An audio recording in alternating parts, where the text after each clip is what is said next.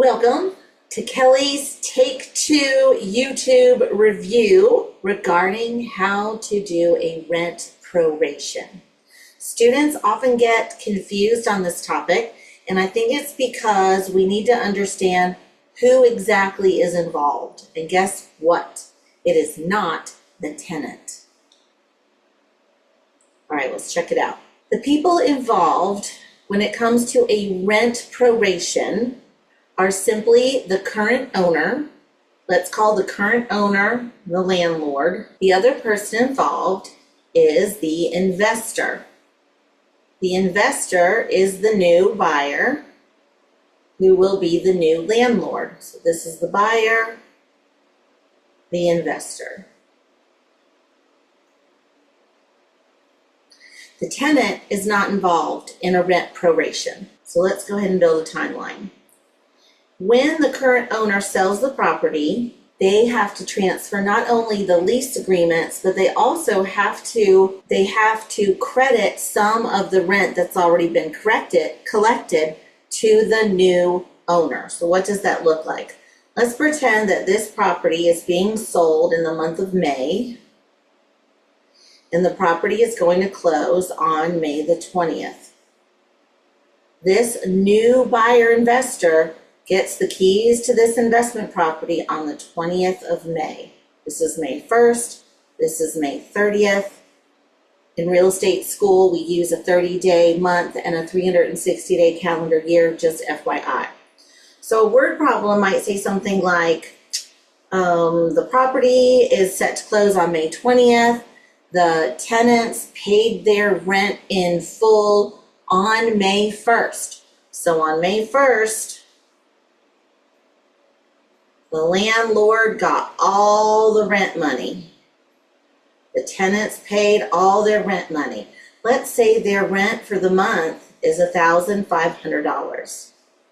As you can see, the current owner, the landlord, has all the money as of May 1st.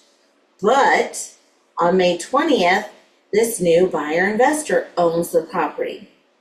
Would we agree that the fair thing to do is for the owner to give, however many days this is, 10 days worth of the $1,500 to the new owner?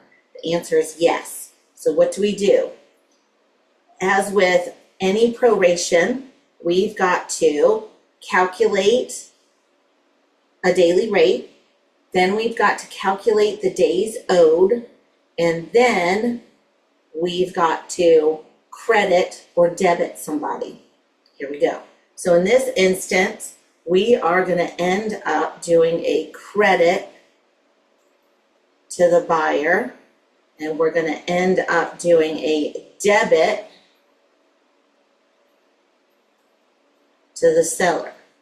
For how much money? For the time that the buyer is owning the home. Right here, the buyer owns it and the seller owes the buyer. Let's do the calculation. So let's take our $1,500 of rent money divided by, is it going to be 360 or 30? It's going to be 30 because we're dealing with a monthly proration. So we're going to divide that by 30. That's going to get us a daily rate.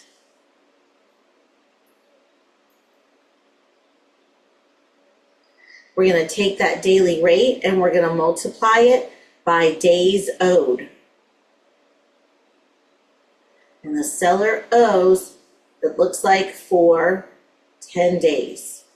All right, so let's grab our stripped down basic calculator. We're going to take 1,500, click divide, click 30, click equals. So that's going to be $50 a day. And 10 days are owed. So we're going to take our $50 a day multiplied by 10, $500. The seller owes the buyer $500. So we're going to debit the seller $500 and we're going to credit the buyer $500. I hope you found this helpful.